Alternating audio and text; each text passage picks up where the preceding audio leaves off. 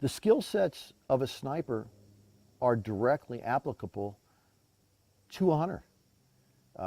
If you're that person that goes out and you hunt for your food, for sport or pleasure, everything we teach in a sniper program is going to be something you use against an animal. And animals are much more wary and harder to get to than a human target. The stalk, for instance, can still happen. The range estimation, the wind calling, the fundamentals of marksmanship, the understanding of your ballistics, how to get from point A to point B with a bullet, and what the bullet's going to do when it gets there, the choice of what bullet to make a clean, humane kill on that animal downrange, bullet placement to get that kill properly, long-range hunter's course. And there's a lot of back and forth on, is it humane to shoot animals at longer ranges? And I'll say this, if you have a skill set that's 100 yards and in, that's where you shoot your animals. If you have a skill set where you can keep it in a minute of angle of accuracy, and that accuracy is the same size of that deer's kill zone or that animal's kill zone downrange, I think that person should be allowed to shoot at range, which means 1,000 yards and in, depending on the capability of the bullet. If the bullet will do what it needs to do downrange and kill humanely, then I think we should do this. I've got several customers that will not hunt at under 500 yards any longer. And we're not talking with 50 cals, we're talking 300 Winchester Magnums, 270s, 308s even sometimes. My love for long-range marksmanship is fueled by the fact that I'm not a really smart math guy. If I would have paid attention in school and known that I was going to be a sniper, maybe I'd have excelled at algebra and trigonometry. I didn't. I'm not that guy. And this is the thing I try to put out in the classroom. You don't have to be a super smart person to do what we do with long-range marksmanship. You do have to apply a couple different mathematical equations to know how to do them. But my passion for this is based on the fact that the bullet coming out of your muzzle, adding elevation, having it come down at a spot downrange, and then dealing with the wind while it's going left or right in the same regard is super challenging. And if you can make those two things happen effectively,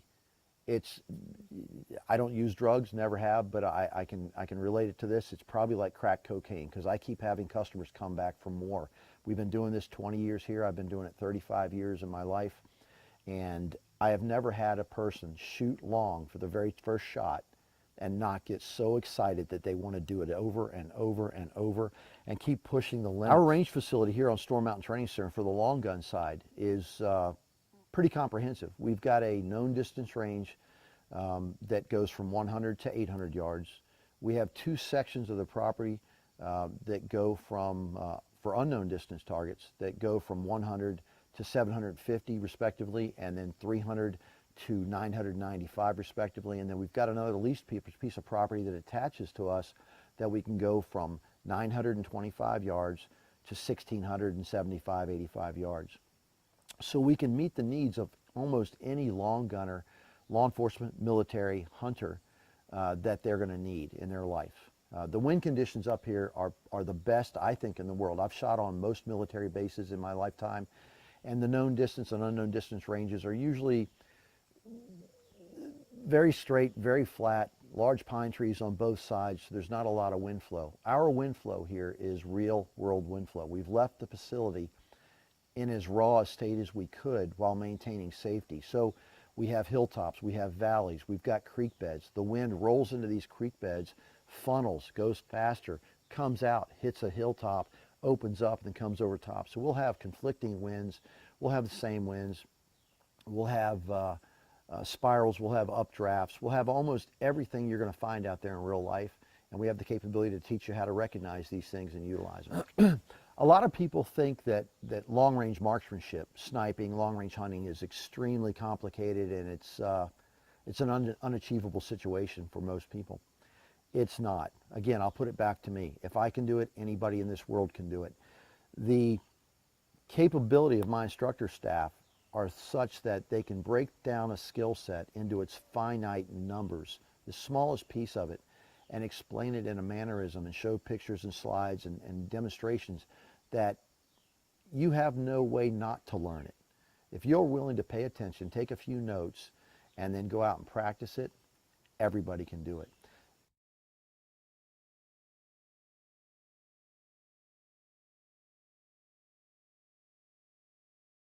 Andy and Dee Dee, on their very first long-range shot. We made them mill out the target to range estimate. We made them calculate their own wind and do the math. We made them dial it on the scope, and they both got first round kills. They were so excited, and at first they were unbelieving. The first shot out of the gun, you have that time frame that it takes for the bullet to get to the target.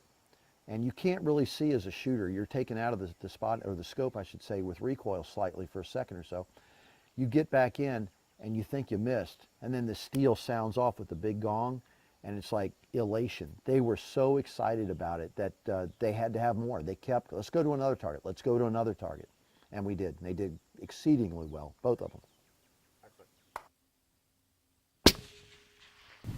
Dynamite.